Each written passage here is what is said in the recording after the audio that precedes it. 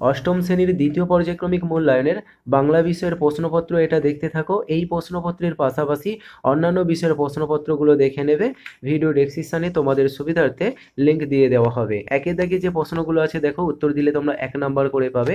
প্রত্যেকটা প্রশ্নের উত্তর খুব ভালো করে তৈরি করে নেবে।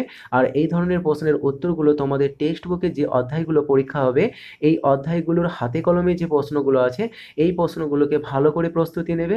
দেখবে এই প্রশ্নগুলো সব কমন পেয়ে যাবে। 2 এর দাগে যে প্রশ্নগুলো আছে বলেছে 2 থেকে 3টি বাক্যে উত্তর দিতে হবে।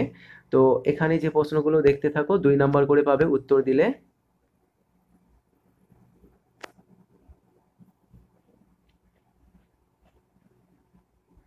পরের দাগে লক্ষ্য করো, 3 এর দাগে বলেছে যে কোনো একটি প্রশ্নের উত্তর দিতে হবে, এর জন্য থাকছে 4 নাম্বার। এবং এখানে দুটো প্রশ্ন আছে,